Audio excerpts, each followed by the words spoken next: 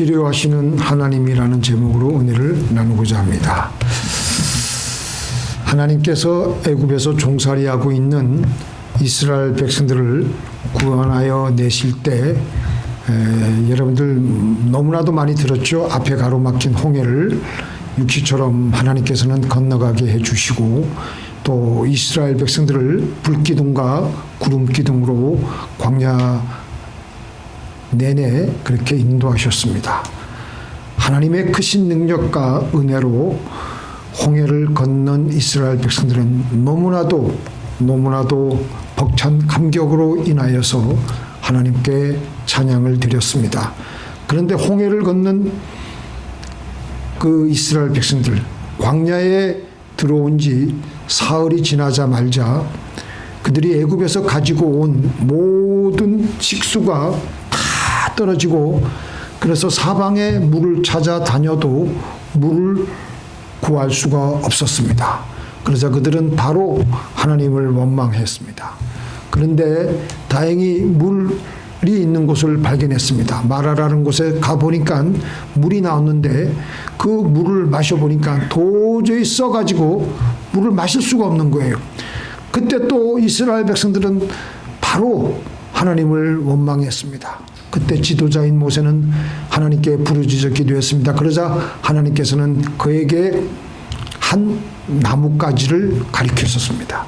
모세는 그 나무를 꺾어서 물에 던지니까 그 마라의 쓴물이 단물이 아주 달아져서 우리 그 모든 이스라엘 백성들이 마시고도 남을 만한 그런 귀한 물이 되었습니다. 바로 그때 하나님께서는 오늘 우리가 읽은 본문을 말씀해 주고 있는 것입니다.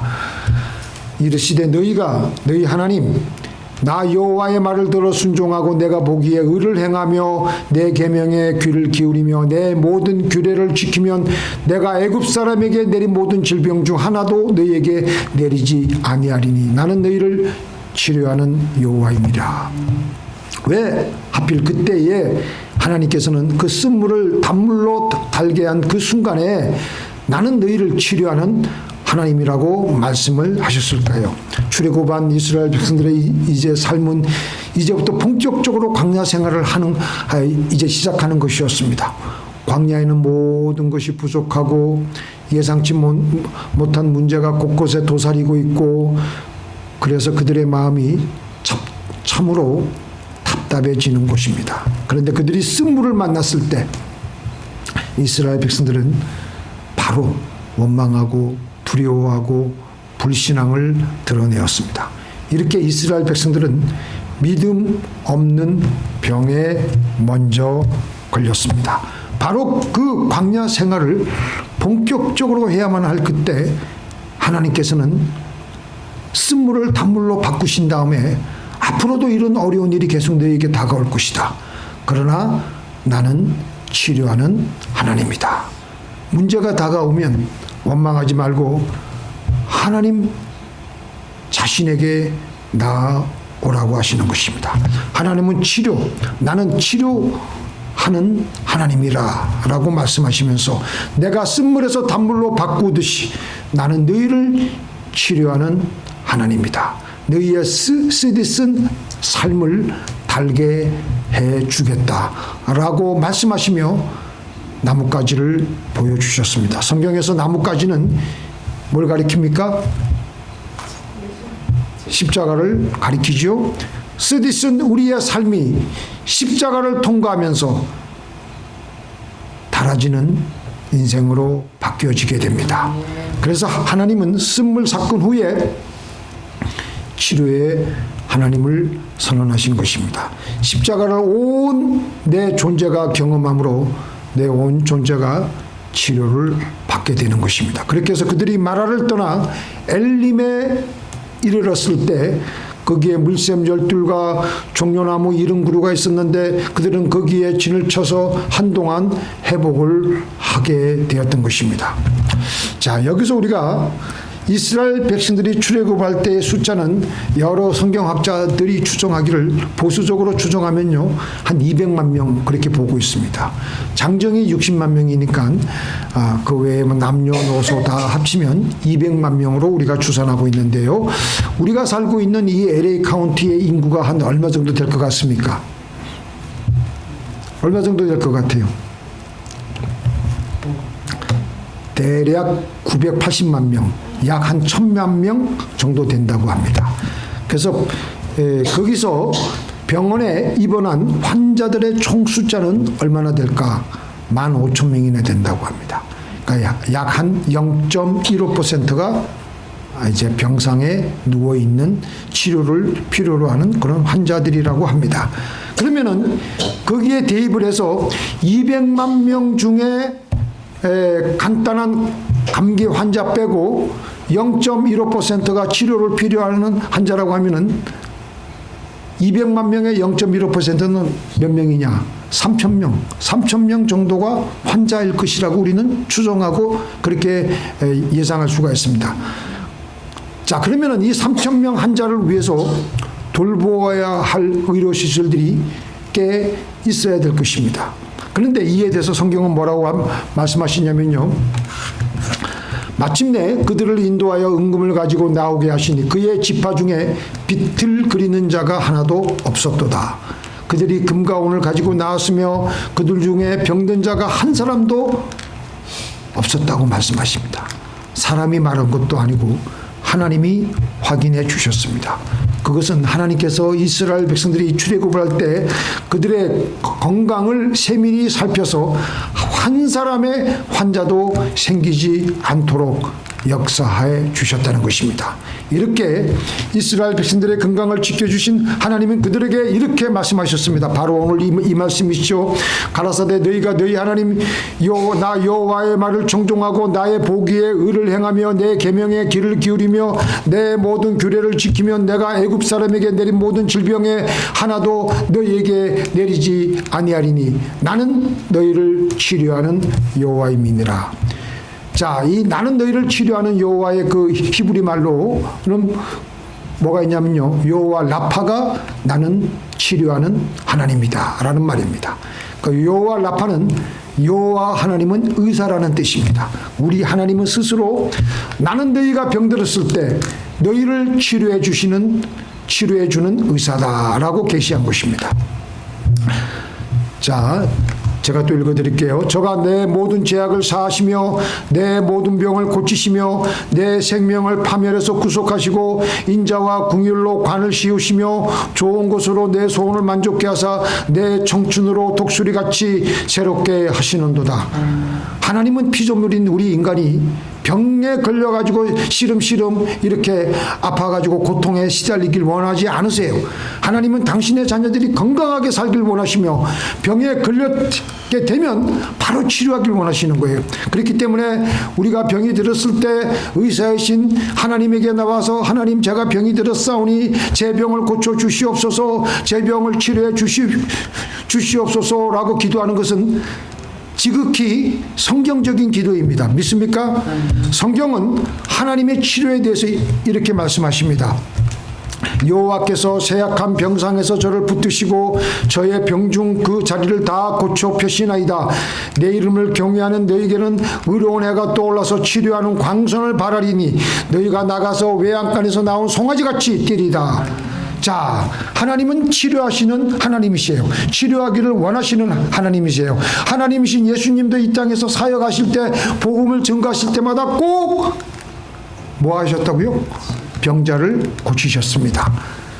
그래서 이에 대해서 우리 예수님이 탄생하시기 전 600년 전에 이사야 그 선지자가 우리 예수님에 대해서 이런 예언을 해 놓으셨습니다. 그는 실로 우리의 질고를 지고 우리의 슬픔을 당하였거늘 우리는 생각하기를 그는 징벌을 받아서 하나님에게 맞으며 고난을 당한다 하였노라. 같이 시작. 그가 찔림은 우리의 허물을 인하며 그가 상함은 우리의 죄악을 인함이라. 그가 받음으로 우리가 평안을 누리고 그가 채찍을 맞음으로 우리가 나음을 입었도다. 아멘. 병들면 얼마나 고통스럽고 괴롭습니까? 그런데 예수님은 우리들의 질병과 그에 따른 슬픔과 고통을 대신 짊어지셨다고 말씀하고 계십니다. 예수님이 빌라도의 뜰에서 군인들에게 마흔에 하나 뺀 39차례의 매를 맞으셨습니다. 이때 예수님의 등자국은 찢기시고 피가 흘러내리셨습니다. 그 살찜이 찢어질 때마다 우리는 나음을 잊게 될 것이다 라고 말씀하셨습니다. 저가 채찍에 맞음으로 너희가 나음을 입었도다. 예수님의 사역 중에 가장 중요한 것 중에 하나는 바로 치료 사역입니다. 그래서 예수님은 이런 치료의 사역을 제자들에게도 맡기셨어요. 이게 얼마나 중요하고 시급한 사역이었길래 당신 혼자만으로는 도저히 감당이 안 되시니까 그를 따르는 제자들에게도 그런 권능과 치유의 능력을 허락하여 주셨습니다. 예수께서 그 12제자를 부르사 더러운 귀신을 쫓아내며 모든 병과 모든 약한 것을 고치는 권능을 주시느니라. 병든 자를 고치며 죽은 자를 살리며 문둥이를 깨끗하게 하며 귀신을 쫓아내되 너희가 거저받았으니 거저주어라. 같이 시작. 믿는 자들에게는 이런 표적이 따르리니 곧 저희가 내 이름으로 귀신을 쫓아내며 새 방언을 말하며 뱀을 집으며 무슨 독을 마실지라도 해를 받지 아니하며 병든 사람에게 손을 얹은 적 나으리라. 하나님이신 예수님은 우리를 치료하길 원하세요. 이렇게 시기시나. 제가 이 말씀을 준비하면서 제가 생각을 했습니다. 우리 몸은 하나님의 성전이다. 내 것이 아니다. 그래서 우리 몸이 아프게 된 것은 내가 하나님의 성전을 잘 관리하지 못한 책임이 있다는 것을 우리는 느껴야 돼요. 우리는 성전 사용할 때 아무렇게나 막 와서 막 떠들고 아무렇게나 막 사용합니까? 하나님의 임재가 이곳에 머물기 때문에 거룩하게 구별되게 사용합니다. 함부로 다루지 않습니다. 바로 그곳이 바로 우리 몸이에요. 우리가 교회예요. 우리가 몸이고 우리가 교회고 우리가 성전이고 우리가 교회이고 우리가 바로 하나님의 몸인 것입니다. 하나님의 성전인 것입니다. 그런데 우리가 이 성전 관리를 제대로 하지 않고 무분별하게 사용하면서 하게 되면 어떤 일이 일어나겠습니까? 더러워지게 되고 당뇨 걸리게 되고 고혈압 걸리게 되고 여러 가지 허리도 문제가 생기게 되고 여기저기 빈틈이 나서 망가지게 되어 있습니다. 몸도 마찬가지예요. 무절제하게 음식을 많이 먹고 운동을 하지 않고 그래서 밤에 잠을 잘 못 자며 우리에게 들어오는 스트레스가 아무것도 아닌 것이라고 생각해서 방치하게 되면은 몸에 병이 서서히 생기게 되는 것입니다. 그래서 우리는 우리의 이 몸을 영적으로 육체적으로 잘 돌봐야 되는 것입니다. 건강관리를 잘하는 것이 신앙생활을 잘하는 것입니다. 믿습니까? 우리 박조현 성도님 매일 피트니스 가시는 거 그 신앙생활 잘하는 거예요. 몸이 비실비실해가지고 맨날 병원이나 들락날락거리고 그러는 건요 신앙생활 잘 못했다는 증거가 되는 거예요. 근데 신앙생활을 잘하는 것은 지금도 열심히 피트니스를 가고 열심히 자기 몸을 잘 가꾸는 것은요 하나님이 대단히 기뻐하시고 내 딸아 네가 내 성전을 잘 관리하고 있구나 라고 생각하시는 거예요. 자, 몸은 왜 병이 나느냐? 몸에 병 나는 이유가 여러 가지가 있겠지만 대표적으로 영혼육의 질서가 무너지면 몸은 반드시 병나게 되어 있습니다. 성경은 우리 사람을 영혼육의 존재라고 말씀하십니다. 영은 하나님과 연결되는 부분이죠. 자, 우리 혼은 뭐예요? 우리의 생각. 우리의 의지, 감정, 우리가 생각하는 거 이게 혼이에요. 그 다음에 육은 우리 눈에 보이는 이 몸이지 않습니까? 이 세 영역이 질서 있게 조화를 이루어야 우리는 건강하게 살아갈 수가 있습니다. 자, 이 영혼력 중에서 제일 중요한 게 뭐예요? 우리 사람의 중심이 어디에 있습니까? 영입니다. 영이 제대로 서 있어야 몸도 건강해지게 되는 것입니다. 영이 하나님과의 관계가 끊어지고 기도를 하지 않고 말씀이 끊어지고 죄가 그 마음을 다스리게 되면 영적 생명력이 약해져요. 어떻게 약해지느냐? 마음이 허무해지고 불안해지고 두려워지고 분노가 찾아오고 그러면서 혼이 흔들리기 시작하는 거예요.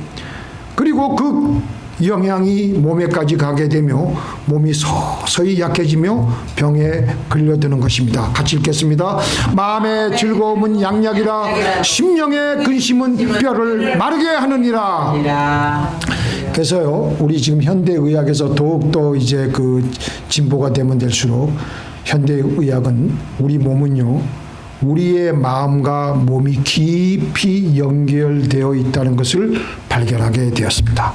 스트레스가 쌓이고 미워하고 용서하지 못하고 과도하게 염려하고 이런 것들이 우리 몸의 긴장을 높이고 면역을 약하게 만들어서 결국 병에 걸리게 하는 것이라는 것입니다. 그래서 현대의학도 말하기를 많은 질병이 스트레스와 관련이 있다고 결론을 내리고 있습니다.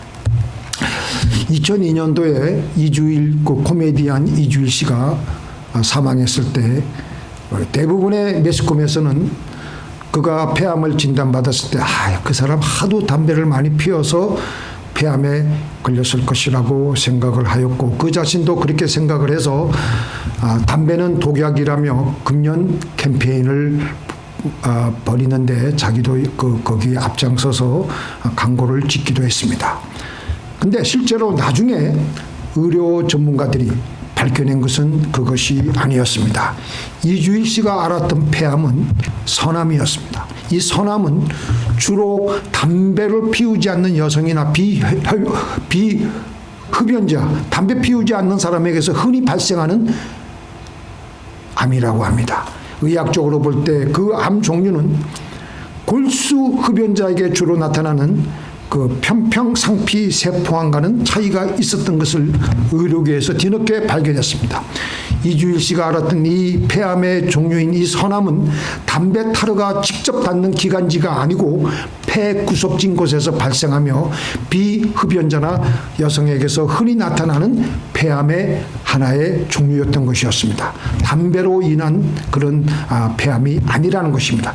자, 그러면 의사들은 또 거기서 또 이제 또 추적을 해보는 게 무엇이 그러면 이 이주일 씨로 하여금 폐암의 일종인 이 선암에 걸리게 하였는가를 의사들이 추적해보고 그의 모든 삶의 그 백그라운드를 다 조사해 보니까 이주일 씨가 암 진단을 받기 몇 년 전 미국에서 공부한 그의 그 7대 독자, 그의 외아들이 잠시 결혼하기 위해서 한국에 와서 그 뭐 여러 가지 일을 하는 동안에 교통사고로 안타깝게 사망을 하게 되는 큰 그런 비극을 겪게 되었다는 것입니다. 그래서 이 정신적인 충격이 이주일 씨에게 큰 스트레스로 다가와서 그의 몸에 충격을 줘가지고 면역 체계를 완전히 무너뜨려가지고 폐암을 일으키게 되었다는 것입니다. 그래서 요즘 현대의학은 인간을 정신과 신체를 통합해서 하는 통합 치유를 강조하고 있습니다. 근데 요즘 현대의학은 그렇게 이제 그런 방향으로 가지만 우리 하나님의 말씀은요, 이미 2000년 전서부터 이 원리를 말씀해 오고 있어요. 우리의 몸은 우리의 영혼의 상태를 표현하는 통로이라는 것입니다. 그래서 우리 영이 살아나면 그런 극한 일을 당해도 우리 영이 살아나면 기쁨이 회복되면서 얼굴이 밝아지고 힘이 생기며 몸이 건강해지게 되는 것입니다. 그런데 내 영이 약해 있어서 마음이 무너져 있게 되면요, 몸에 질병이 생기게 되는 것입니다.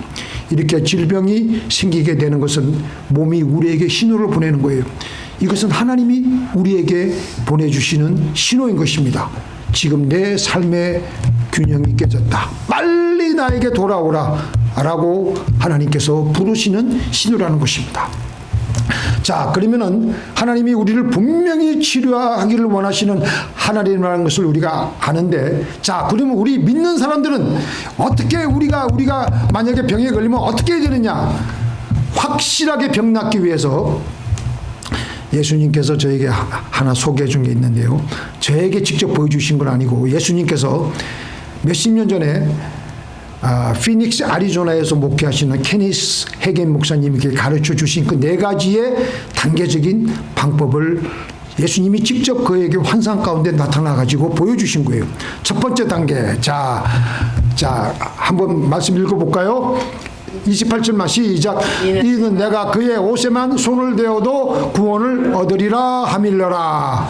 첫 번째 단계, 병이 나을 것을 말하라. 자, 저 따라해 보세요. 병이 나을 것을 말하라. 병이 나을 것을 말하라. 아멘. 이는 여인이 뭐라고 말했냐면요. 우리는 여기서 이 여인이 이게 정확하게 나오지 않는데요. 킹 제임스 성경에는 정확하게 이 여인이 말하였다라고 나오는 그 장면이 나와요. 킹 제임스는 그 원어에 거의 근접하게 이게 번역을 했거든요. 여인이 말하기를 만일 내가 그분의 옷만 만져도 낫게 되리라 라고 말을 한 거예요. 이것이 첫 번째 단계예요. 이렇게 이 여인은, 이 혈루병 앓은 이 여인은 자기가 병이 나을 것에 대해서 분명히 말했습니다. 믿습니까? 환상 속에서 예수님이 케네스 하긴 목사님에게 그 첫 번째 방법을 말씀해 주신 거예요. 말씀해 주시고 있는 것입니다. 너희들 자신이 말하는 것에 따라 그대로 받을 것이다. 혈루병 앓은 여인은 긍정적인 말 대신에 부정적인 말을 할 수도 있었다. 이거 예수님이 이제 케네스 하긴 목사님에게 그렇게 환상 가운데 말씀해 주시는 거예요. 그렇게 했다면 그녀는 받지 못했을 것이다. 그녀는 이렇게 말할 수도 있었을 것이다. 가봐야 소용없을 거야. 나는 너무 오랫동안 고생했어.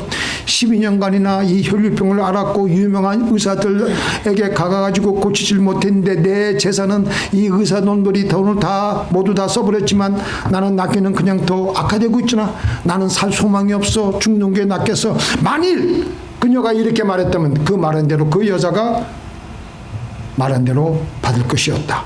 그러나 그녀는 결코 부정적인 말을 하지 않았다. 그 여인은 무슨 말? 긍정적인 말을 했다.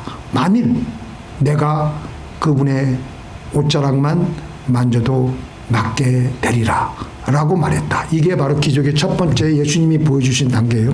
두 번째, 예수님이 케네스 해긴 목사님에게 보여주신 방법은요, 행동하라. 혈류병을 앓던 여인이 만일 내가 그의 옷이라도 만져도 라고 말하면서 그녀가 이 말한 것을 행동으로 옮기지 않았다면 아무것도 받을 수 없을 것이었다. 그러나 그녀는 어떻게 했어요? 예수님이 자기 마을 근처에 지나간다는 얘기 듣고 수많은 사람들이 그를 에워싸고 있지만 밑에 하혈을 하고 있는 상황 속에서도 예수님의 그 옷에 자기의 손을 대려고 나갔습니다. 행동했습니다. 예수님의 옷자락을 만졌어요. 세 번째 단계, 받아라. 말하는 것, 행동하는 것 한 다음에 그리고 받는 거예요. 29절 시작. 그러자 그는 있고 마름에 병이 나온 줄을 몸에 깨달으리라. 느끼더라. 예수님은 이 여인만 느낀 게 아니라 예수님도 내 능력이 내 몸에서 나간 것을 느꼈다. 누가 나의 옷을 만졌느냐라고 말씀하신 것입니다.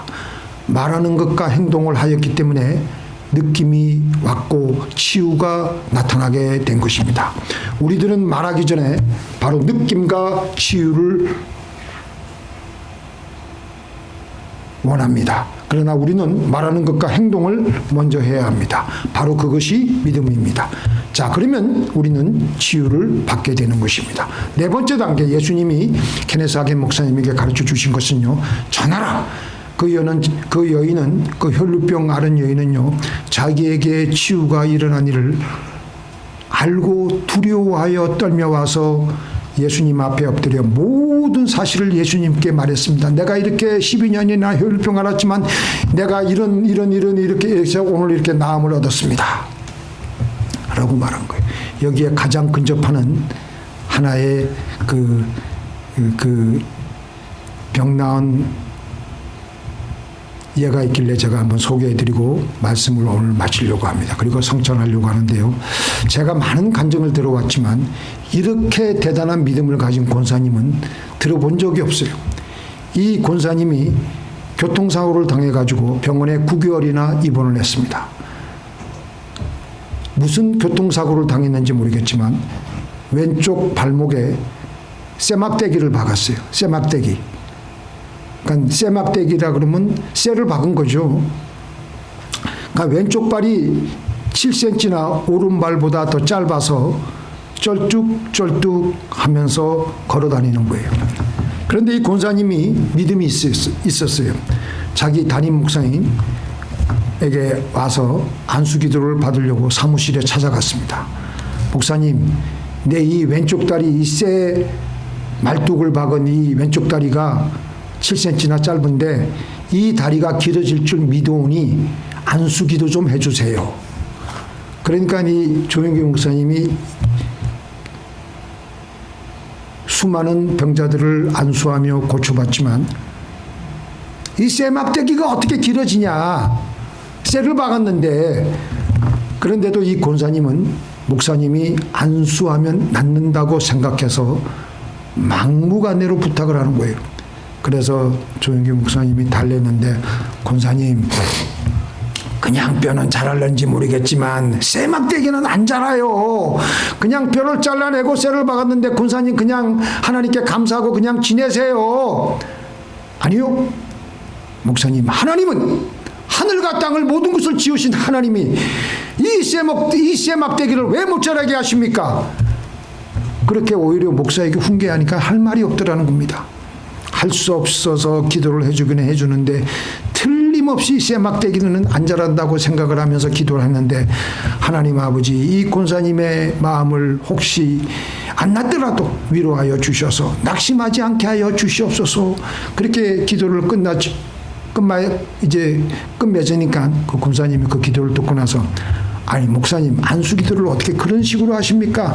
낫는다고 기도를 해야지, 안 나을 것을 기도하고 그렇게 하면 어떻게 합니까? 그러자 권사님, 나는 도저히 쇠가 길어지는 것을 믿을 수가 없습니다. 그러자 이 권사님은 그래도 이 쇠가 길어질 것을 믿고 11년을 기도를 하는 겁니다. 그런데 어느 주일날 또 예배를 드리고, 그 수보원교회는 그래요. 갑자기 그 목사님이 이런 선포를 해요. 어떤 사람의 짧은 다리가 길어지는 환상이 보여서 이제 그날도 이렇게 얘기하는 거예요. 오늘 다리가 짧은 사람이 우리 교회에 왔는데 주님이 그 다리를 길게 해 주십니다. 그러니까 사람들은 이제 보통 이제 그러면 사람들이 일어나 가지고 할렐루야를 해요. 손을 막 흔들고. 그 교회 가면 그래요. 그래서 근데 그 권사님이 교회 본성전에서 예배를 드린 것도 아니고 지성전에서 텔레비를 통해서 예배를 보다가 그 강단에서 말하는 그 얘기를 듣고 벌떡 일어나서 할렐루야 하는 거예요. 내 병은 나았습니다. 근데 옆에 보고 있는 사람이 다 웃는 거예요. 그 상태를 알기 때문에. 왜 웃었냐면 쇠막대기를 박은 것을 다 알고 있기 때문에. 예배가 끝나가서 그 권사님을 알고 있는 사람들이 찾아와가지고 어디 나왔는가 한번 보십시다. 그러면서 또 쫄뚝쫄뚝 하면서 나가는 거예요. 권사님 어디 나왔어요? 아니, 잘 들으세요. 마음으로 나왔어. 육신은 쩔뚝거리지만 내 마음으로 다 나왔어. 집에 가서도 자식들을 보고 오늘 목사님이 짧은 다리 나왔다고 해서 나는 나왔다. 그러니까 자식들이 아이고 어머니 창피해요. 우리 창피해서 이제 더 이상 교회도 못 나가겠어요. 지금도 쫄뚝쫄뚝 하고 있는데. 그러니까 얘들아, 왜 현실을 보고 있느냐? 믿음으로 마음속으로 가지고 있으면 하나님이 변화시켜 줄 것 아니냐? 나는 나았다니까. 아이고 어머니 제발 주책 좀 그만 들어요. 그래가지고 하루를 지나도 쩔뚝, 이틀을 지나도 쩔뚝, 3일을 지나도 쩔뚝, 나흘을 지나도 쩔뚝. 그러니까 온 집안 식구들이 이제 어머니 다시는 그런 말 하지 마세요. 그런데 9일째 되는 날 아침에 자고 일어나니까 마침내 다리가 길어져서, 쇠다리가 길어져서 오른쪽 다리와 같아지게 된 것입니다.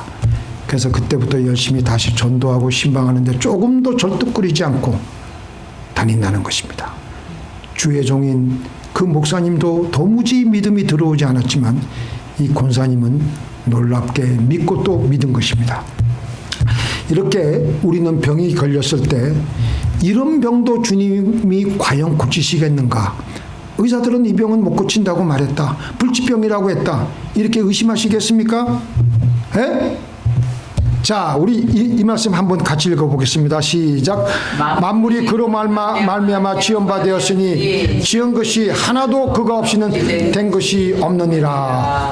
하나님이 만물을 지으신 창조자이신데 그 창조자가 마음을 먹으시면 무엇을 못하시겠습니까? 그래서 믿음으로 아픈 곳에 손을 얹고 기도하면 예수님의 치료가 오늘날도 임하는 것입니다. 그러니까 첫 번째, 우리 입에 부정적인 말 하지 마. 아이고 나 죽겠다. 아이고 나 이거 그냥 요러다 죽겠다. 요러다 천당 가야 되겠다. 이런 말 하지 말라니까요. 이 병은 낫는다. 아까 그 권사님 보십시오. 나는 믿음으로 나서 사람들이 비웃고 조롱하고 심지어는 주의 종도 못 믿을 그런 상황 속에서 아니 목사님 어떻게 그렇게 기도하십니까? 호통을 칠 정도로 그렇게. 그러니까 주님은 우리들에게 뭐라고 말씀하시면요. 내 믿음대로 될지어다. 내 믿음이 너를 구원하였도다 라고 하시며 우리의 몸을 치유해 주십니다. 곧이어서